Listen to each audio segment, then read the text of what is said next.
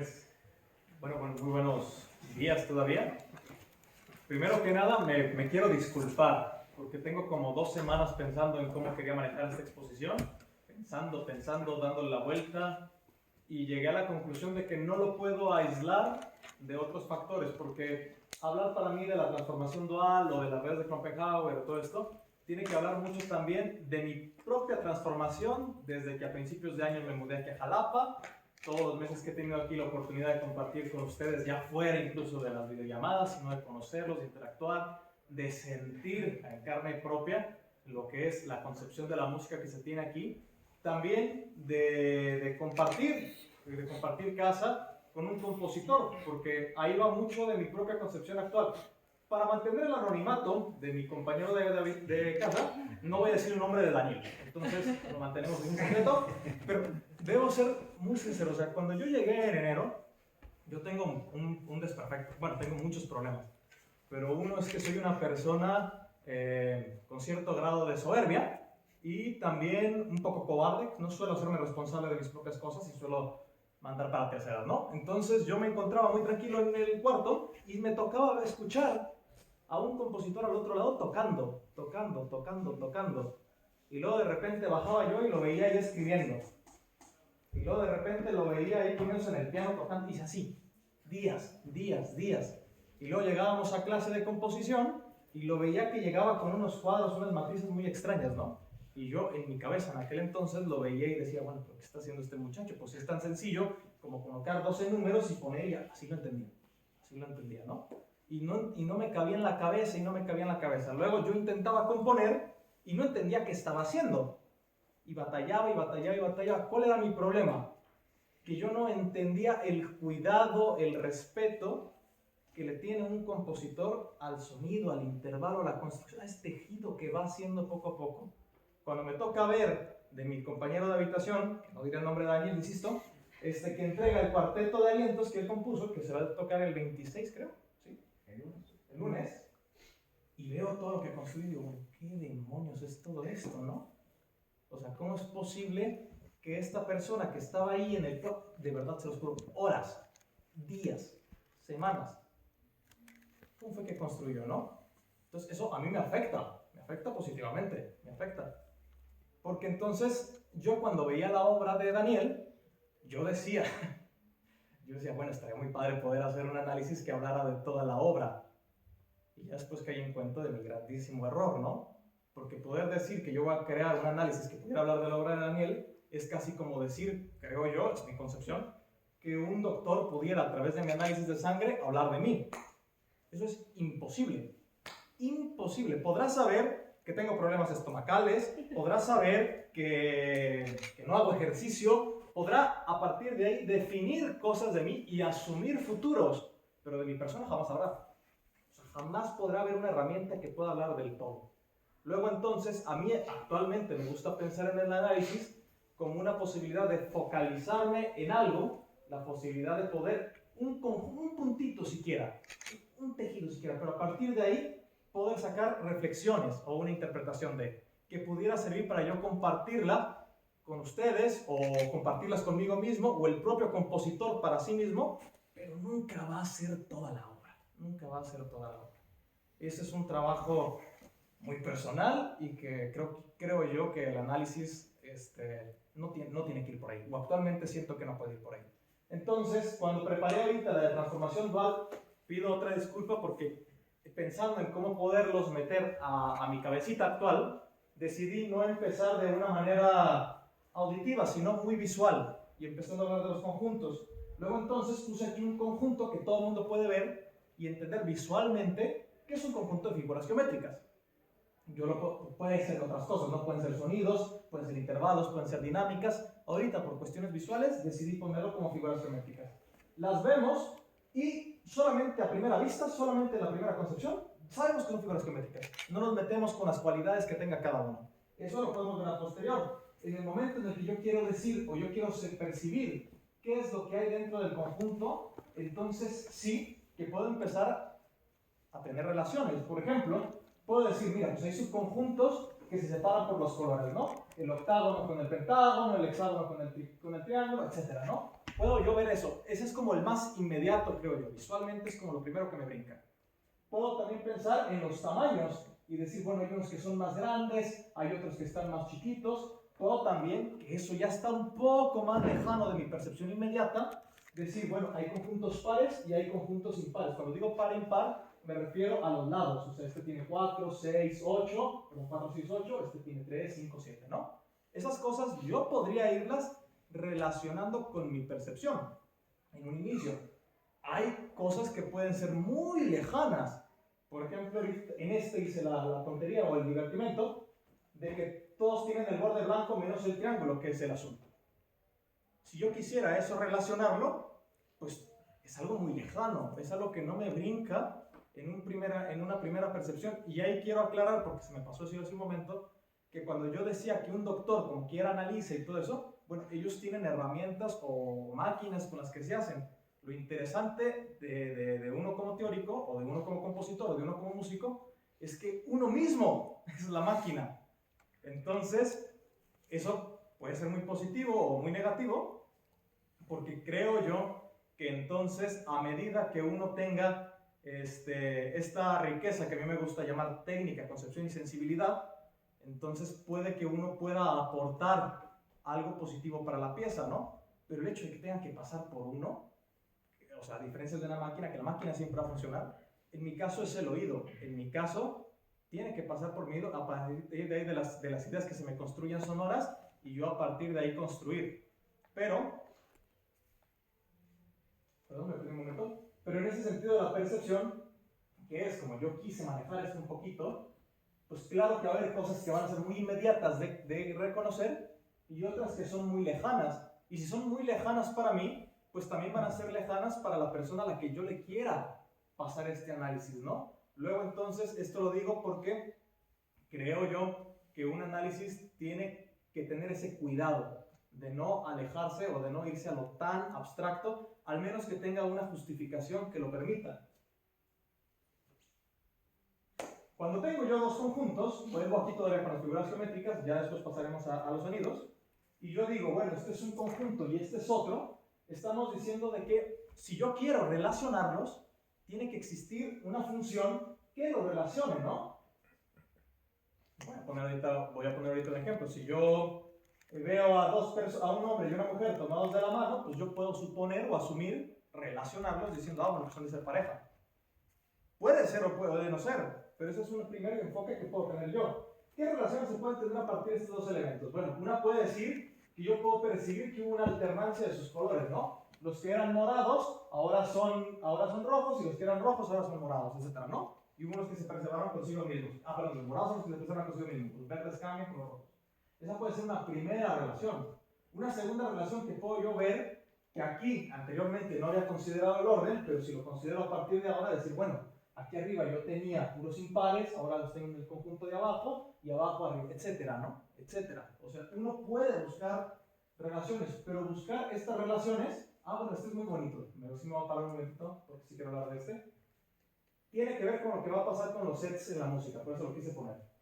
Anteriormente todos tenían 6 elementos dentro del conjunto. Este es un conjunto aparte que no tendría, a primera vista, ni siquiera una relación de cantidad, ni siquiera una relación con las figuras, porque estos son puros círculos. Pero puedo relacionarlos aún así, en este caso, viendo que mantengo los colores, ¿no? Pero eso es muy importante. La relación que yo haga es mi interpretación de los conjuntos. Mi interpretación, y esa palabra es valiosísima. No es que sea, es que es mi interpretación. Luego entonces es muy bonito porque yo puedo hablar de Daniel así, pero yo sé que también es amiga nuestra, puede tener otra interpretación de Daniel. Del mismo modo Estrella, del mismo modo cualquiera de los compañeros, del mismo modo su familia. Entonces estas interpretaciones, creo yo, son muy bonitas porque en la medida en la que vamos hablando podemos compartir y podemos aprender y todos crecemos. Lo que no podemos decir o no deberíamos decir es que mi análisis es el análisis. Eso sería un error. Es mi interpretación, mi manera de percibirlo. Entonces, dejando ya las figuras, nos mandamos hacia nuestro mundo de sonidos. Quiero decir, todas las imágenes que voy a poner pertenecen a la tesis de doctorado de O'Donnell, su tesis donde habla de transformación. La recomiendo muchísimo a quien le interese, porque yo empecé con esta tesis y si algo tiene es de que O'Donnell te lo da todo muy masticadito. Te lo explica, se toma el tiempo de explicártelo y de crear imágenes. Bueno, yo que suelo ser muy visual, o sea, te da imágenes que es fácil agarrar.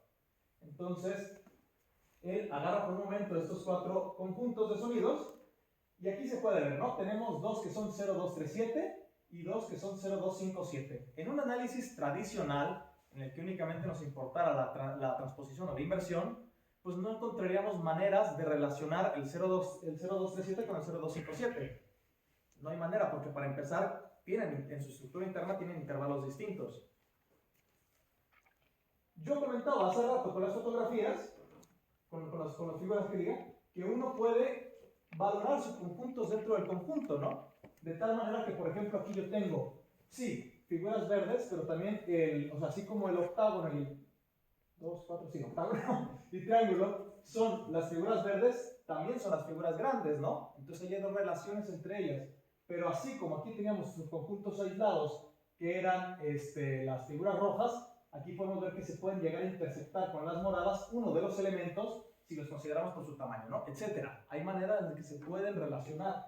Entonces, la relación que propone O'Donnell con este tipo de transformación dual es pensar que hay subconjuntos que son disjuntos, creo que es la palabra correcta, que están trabajando en conjunto operaciones de transposición distintas. Por ejemplo, aquí, en lo que sería una transformación de 0,237 a 0,237, él propone que Fa y Do se transforman por T3 a La bemol y Mi bemol, mientras que Re bemol y Si bemol se transforman a T9. Y aquí la pregunta, bueno, si los dos son de 2, 0, 2, 3, 7, ¿por qué no considerar una operación tradicional como inversión?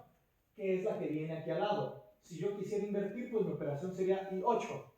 ¿Qué es el otro elemento o el otro raciocinio que está tomando O'Donnell para considerar la transformación dual? Él se está enfocando principalmente con esta herramienta en la superficie. Y luego a él le interesa que lo que él escucha esté, al menos en esta interpretación inmediata, relacionado con lo que ocurre con los sonidos. Es decir, si yo les dijera a ustedes, mira, es que del primer conjunto al segundo, Fa se ha transformado Mi bemol por una inversión y Do a La bemol y luego Re a Sol. Está muy lejano, ¿no? O sea, cuando uno ve la pieza, uno lo escucha, pues al menos en este caso, pues yo preferiría auditivamente pensar que hay un bajo que es Si bemol, que se va a Sol, que se va a La bemol y que se va a Sol, ¿no? Auditivamente eso es lo primero que escucho, mi primera percepción.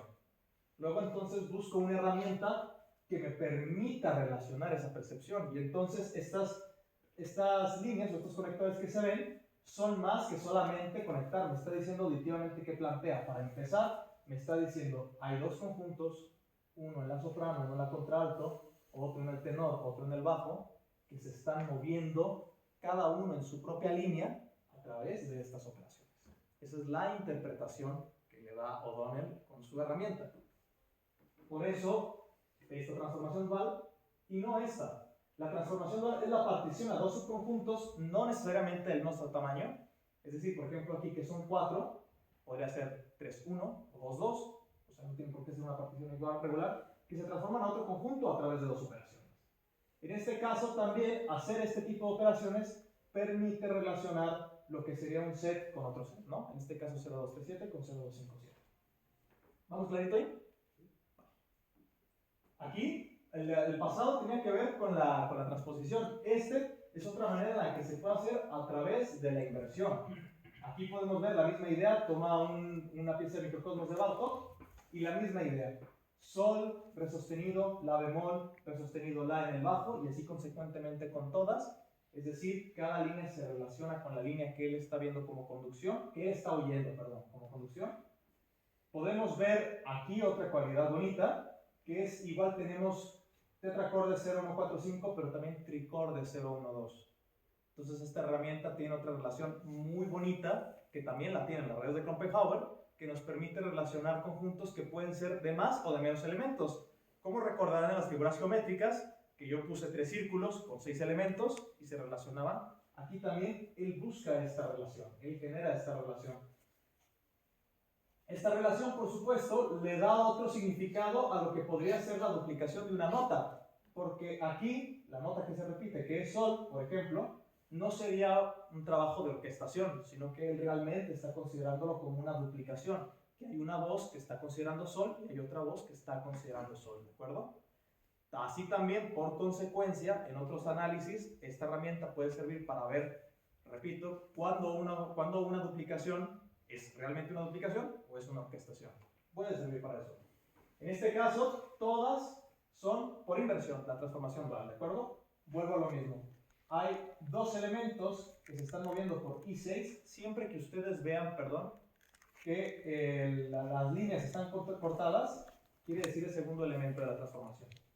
Y cuando las vean que están de todas juntas, quiere decir el primer elemento, ¿de acuerdo? Ahora, me paro aquí un momentito, vuelvo a hablar un poquito de mi concepción. A mí cuando yo analizo, hay tres preguntas que me gustan hacerme, que confieso, no las saqué de la música, las saqué de la magia, soy mago, perdón, que es qué, cómo y por qué. Cuando voy a analizar, me hago siempre esas preguntas. ¿Qué? Como punto de focalización. ¿Cómo? Como criterio que voy a tomar para hacer el análisis. Y en este criterio sí, ¿qué herramientas voy a utilizar? Actualmente creo, y lo quiero compartir con ustedes, que el teórico o el músico no debe de adaptarse a la herramienta. Es decir, mi análisis no debe de ser netamente que yo quiera usar las redes de Schopenhauer, que las quiero usar, y entonces adaptar todo para la red de Schopenhauer. No, porque no funciona así. Las redes de Schopenhauer tienen que servir para la música, tienen que servir para el sonido. Si yo hago lo contrario, entonces estoy malversando la música, estoy cometiendo un error. Si tomo esto para entregarlo allá, entonces sí que la propia herramienta se transforma para servir a la música. Me gusta pensar que cada obra es un organismo único y es un organismo vivo y que luego entonces se le tiene que tratar con ese respeto y esa individualidad, ¿no? Y no querer simplemente ahí hacer catálogos, decir, bueno, esto que puse en esta obra lo voy a poner. No, hay que ver cada una como lo que es un individuo. Entonces, ese es el criterio y la herramienta, ¿no? Y el por qué lo voy a hacer, la justificación de por qué lo estoy haciendo. Lo pongo un poco en términos de mago, perdón. Si yo llego con alguien y le digo, dime un número del 1 al 20 que sea muy alto y muy difícil, ahí le estoy dando todo. Todo. El qué es lo que va a hacer, cómo lo va a hacer y por qué lo está haciendo.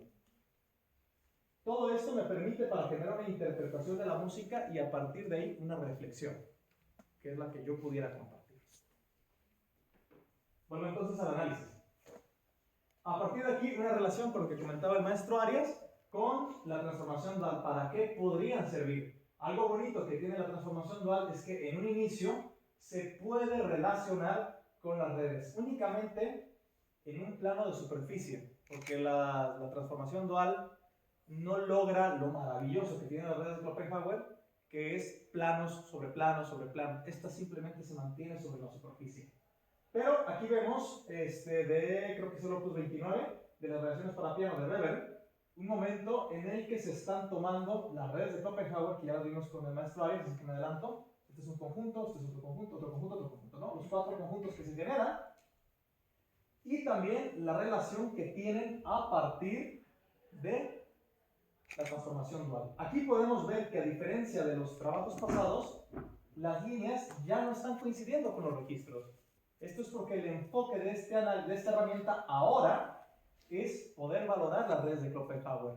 Luego entonces, volví a decir luego entonces, perdón. Luego, si, re, sol, la, que son los factores base o el elemento que está tomando Schopenhauer, es ahora el que toma la transformación dual. Si, re, sol, la. Si bemol, do sostenido, fa sostenido, sol sostenido. Si bemol, do sostenido, fa sostenido, sol sostenido. Y el que sigue, ¿no? Por un lado, entonces, este tipo de análisis nos puede servir como un recurso para poder ver desde otro enfoque las redes de Schopenhauer. Tiene otra cualidad muy bonita que tiene que ver con el número de transformación.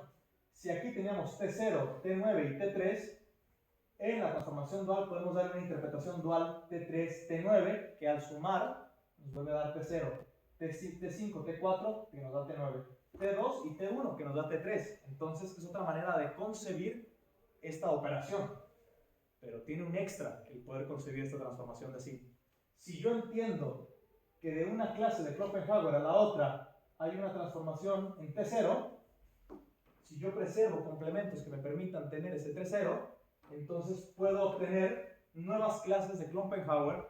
Recordarán, si no lo digo muy rápidamente porque lo hablamos en un seminario en el posgrado, que yo hacía una relación de que si ahora conservábamos una idea con las transposiciones y las inversiones dentro de la interpretación que yo doy del conjunto, entonces podíamos obtener como una suerte de así como en la música tonal decimos acorde mayor y hacemos do, re, mi, fa, sol, la, si y podemos obtener todos, así también aquí preservando ese conjunto obteníamos clases de Kloppenhauer.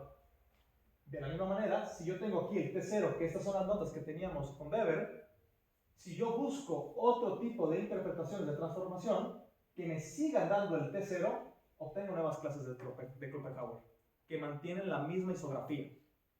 ¿De acuerdo? No me quise abarcar mucho aquí, entonces solamente lo digo de paso, como otra de los beneficios que tiene.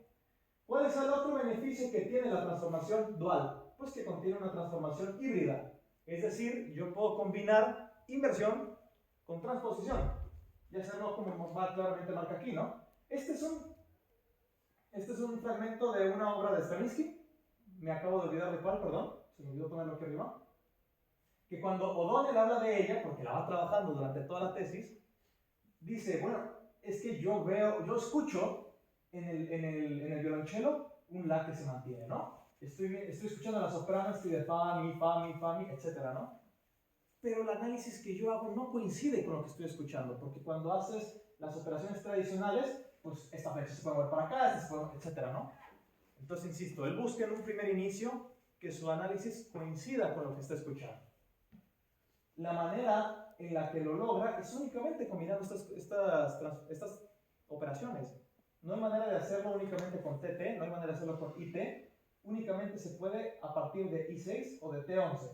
¿Cuál es él le dice problema? Yo no creo que sea un problema.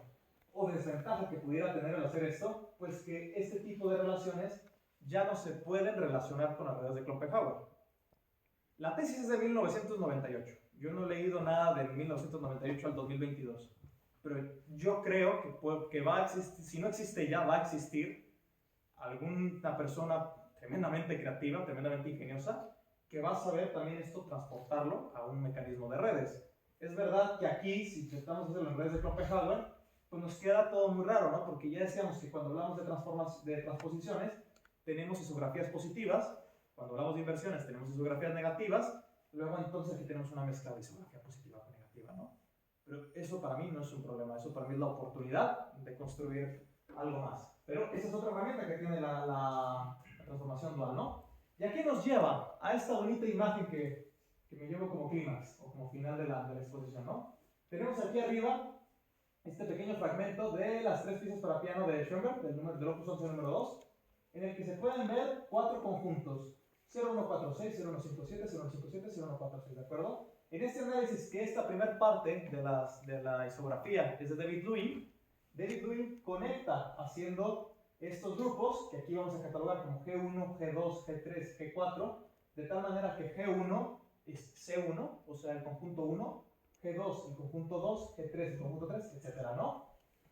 Y los relaciona de esta manera. Su interpretación de relacionarlos es a través de aquí. De mi a la tenemos una transposición a 5, de fa sostenido a si bemol una transposición a 4, etcétera, ¿no? Ya habló el maestro Arias un poco de las redes de Kloppenhauer, yo no me quiero explayar más. A partir de estos 4 grupos, él genera una red superior que lo relaciona, que es este, que nos dice, el grupo 1 se relaciona con el grupo 2 a partir de una transposición a T7, el grupo 3 con el grupo 4 T8, de G1 a G3 una inversión a 7 y en el otro una inversión a 10, ¿no? Se tiene ese primer análisis con las redes de Kloppenhauer. Agregamos la transformación dual, obtenemos esta estructura recursiva, este recurso de estructura, que nos muestra el movimiento que tienen las redes de Kloppenhauer. ¿De acuerdo? Es la interpretación de las redes de Kloppenhauer. Pero además de eso, podemos tener una interpretación con nuestra percepción de las adyacente, que es una palabra muy bonita porque pues, quiere decir que está cercano o unido a otra cosa, en este caso quiere decir que es adyacente a este fragmento musical en el que busca generar estas interpretaciones, ¿no? Luego entonces, un poquito para cerrar, la transformación dual o esta herramienta de transformación dual a mí me parece muy positiva, primeramente porque en el plano, de la superficie, me puede ayudar a relacionar, si es mi intención, lo que escucho con lo que está ocurriendo con los conjuntos. Segundo lugar, me permite generar en una primera instancia relaciones con las redes de Kloppenhauer. Y tercer lugar, me permite irme un paso un poco más lejano de esas redes al combinar transformaciones con inversiones, que no se podía realizar con otro tipo de fórmulas, ¿no? Eso sería todo por mi parte. Gracias.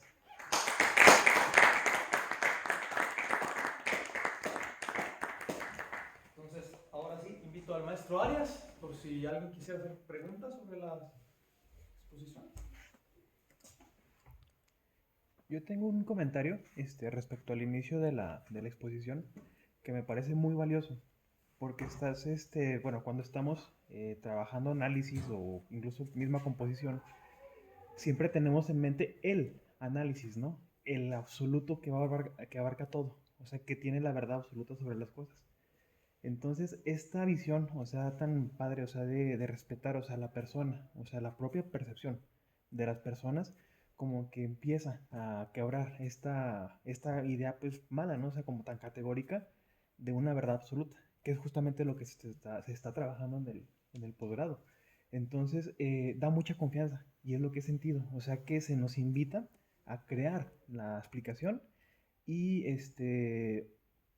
como a tener esta verdad propia, ¿no? O sea, bueno, bueno, juntamos las diferentes visiones o audiciones, ¿no? Acerca de una pieza y se logra, precisamente conocer un poco más acerca de esta, ¿cómo está esta, digamos, verdad global? No sé si sea correcto decirlo, pero considero muy valioso, o sea, como que ir rompiendo estos, como fantasmas o cadenas, mentales y pues invitar, ¿no? O sea, como que a continuar con esta línea. Me parece muy divertido que lo digas tú, porque eso de entender que es un análisis, no el análisis, lo aprendí de ti, viéndote componer. Okay. Entonces, es divertido que me lo digas. Okay. ¿Sí? Pues yo también hago un comentario, si no hay preguntas, ¿alguna pregunta? Muy buena presentación, gracias Flaca, gracias Pepe. Es interesante presentar el concepto de transformacional. La maestría en música, que es el primer posgrado del país y el primero de su tipo en Latinoamérica, como maestría en música, donde se maneja la creación. Comenzó como un programa que yo llamo con enfoque cognitivo. Una vez que la teoría comienza a tomar el giro cognitivo, significa que comienza a preocuparse por la transformación de los sonidos y su efecto en nosotros. Entonces, si dicen, ¿qué relevancia tienen estas cosas, ¿no? Desde la dual o la Kloppenhauer, que está muy buena, es interesante que conectes a Schenker con Kloppenhauer, que no siempre se hace, pero es verdad, crea planos, crea estas redes que generan redes de las redes, etcétera, etcétera, empieza a hablar de planos de percepción. Pero lo que yo quiero poner su punto, que ¿qué pasa cuando tenemos una cosa relevante en nuestra vida? De repente nuestra vida puede cambiar por un evento. Y en ese momento estamos cargados de una serie de emociones y sentimientos del tipo que sean, según la transformación y según el punto donde estábamos y al punto donde llegamos. ¿Quién se está transformando? ¿Nuestra situación y nosotros? ¿O estamos expuestos a un lugar donde nos hace reflexionar sobre nuestra misma persona, que es diferente al lugar donde estábamos? ¿Cómo podemos medir el intervalo entre ese punto y el otro? Porque esa es donde está la emoción. La emoción es personal, pero el elemento que sí está entre un punto y el otro es la transformación. Medir la transformación de un punto a otro es literalmente hacer un mapa musical de relaciones y incluso emocional de una obra, ¿no? Lo que pasa es que no podemos hablar de emoción porque la emoción, ¿qué es? La emoción es nuestra reacción a un aprendizaje. O sea, nosotros pasamos de un punto en nuestra vida a otro punto en nuestra vida, conocemos una persona maravillosa. ¿Qué es lo que está pasando? Estamos comprendiendo a la persona, estamos correlacionando sus valores con los nuestros, lo que tú quieras que esté sucediendo. ¿Qué estás haciendo? Buscando la empatía, eso que puso los rojos con los rojos, los verdes con los verdes y los nones con los nones y los pares. Empiezas y dices, hay una relación aquí, y en ese momento cambia tu vida, ¿no? ¿Cómo lo mides? Sí se puede medir. No puedes medir lo que sientes, pero sí lo que pasó. Y cuando te metes poco a poco a encontrar esa relación, puedes explicar cosas muy interesantes que tienen que ver con cómo se toca e interpreta una composición y que tiene una relación directa con un análisis cuando está hecho con ese cuidado. Y por eso es relevante estos trabajos teóricos que pueden parecer muy densos o muy abstractos, salvo cuando empezamos a entender que al final del camino son los más musicales que podemos tener. Porque etiquetar un lugar con otro lugar no te dice nada de quién eres, de dónde estás, ni por qué llegaste ahí. Este es un acorde y le pongo un nombre, ¿no? Es una actitud conductista y es como poner una bandera, ¿no? Llego a un lugar y pongo una bandera. Este lugar, yo lo descubrí, se llama, le pongo el nombre de mi abuelo, ¿no? ¿Y eso qué tiene que ver con aquello que estoy encontrando, ¿no? Si es un animal, cómo se relaciona con su especie, cómo llegó esa criatura a existir. Lo importante en toda la ciencia y el arte tiene que ver muchísimo con comprender la transformación. Y las obras de arte son muy relevantes porque son, como siempre insistimos, como un ser único. Y entonces cuando salimos a tocar, lo presentamos como lo que es, como un gran amigo que conocemos. ¿Cómo lo conocemos? Porque tenemos empatía con sus transformaciones. Eso es salir a interpretar, no a tocar las notas de una partitura, porque las notas de una partitura pueden estar todas ahí y no está la composición presente. Entonces, por eso, en el lado de la teoría, esto es lo que se dedica un teórico a hacer, a buscar este tipo de herramientas que nos ayuden a la reflexión. ¿Para qué? Para escuchar mejor. Escuchar mejor, ¿por qué? Porque si nos comparte Pepe cómo escucha o Tlaja cómo escucha una obra, y nosotros podemos agarrar y ajustar nuestra percepción y decir, no la había yo escuchado así. Y en ese momento se abre la percepción de la obra en una manera diferente. Y la teoría tiene la posibilidad de compartir de un intérprete a otro, de un compositor a otro compositor, de un teórico a un intérprete, de lo que tú quieras a lo que tú quieras. Es una herramienta con la que puedes comunicar interpretaciones, obviamente, no la interpretación, sino interpretaciones, caminos auditivos, emocionales, transformacionales, etcétera, con los cuales tú abordas el transitar a través del tiempo en una composición. Y eso es interpretar, y eso es una de las labores más importantes de una rama de la teoría, la que no es simplemente abstracta, más que abstracta quiero decir que no está basada en hipótesis alejadas del sonido. Al final, el compositor trabaja con sonido, no trabaja con matemática. Bueno, hay quienes lo hacen, pero aquí no trabajamos así. Sin embargo, hay mucha matemática que te ayuda a organizar el material. Pero la matemática, como si estuvieran en la conferencia de matemática y música, jamás va a poder tomar una decisión musical. Solamente puede servir para encontrar cualidades, para crear objetos con ciertas cualidades, pero jamás para tomar una decisión composicional. Ya esa decisión, ¿quién la toma? Pues el que compone, es el área del compositor, tomar esa decisión.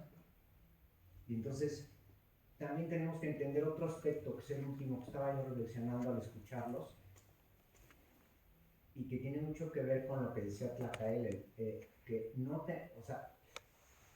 podemos, tomamos algo y lo explicamos. Entonces, ¿qué pasa el proceso de componer es un proceso escalonado y crea características que son más grandes que lo que el compositor puede prever. Un compositor al mezclar, ahora se compone poniendo relaciones, construye, le da un hilo, pero siempre hay mucho más de lo que tú mismo puedes calcular y positivo. O sea, cualidades que salen naturalmente de las cualidades que buscaste, ¿no? Es como le pasa a un ser humano, actúas honestamente y de repente pasan cosas positivas que no calculaste, ¿verdad? Actúas con ética, actúas de cierta manera, siempre salen cosas que no calculas, personas que te pueden llegar a dar, ¿sí me explico? Ese tipo de cosas pasan al componer. Tú buscas ciertas virtudes en una obra y esas virtudes generan otras virtudes que no calculaste. Y también son importantes mencionarse. Ese tipo de cosas que están más cercanas a esta a veces dual, ¿no? Habla de cualidades que están ahí presentes muy en la superficie de la música, que salen por consecuencia a veces de la consecuencia de la consecuencia, ¿no? Entonces, describir esas cosas de una manera interesante y no etiquetada es tan importante como describirlas internas. Entonces, está muy padre la observación porque estamos viendo cómo en Kloppenhauer habla más de un aspecto interno y aquí empezamos a ver el aspecto más del ahorita y aquí y cómo conecta. Y si tú te pones a pensar, el mismo Schenker no se analiza igual una superficie que una estructura media, ¿verdad? Las relaciones que busca son otras. Y esto está bien interesante porque empezamos a aterrizar finalmente con estas presentaciones esas relaciones tan interesantes del análisis transformacional. Pues ya. Muchas gracias.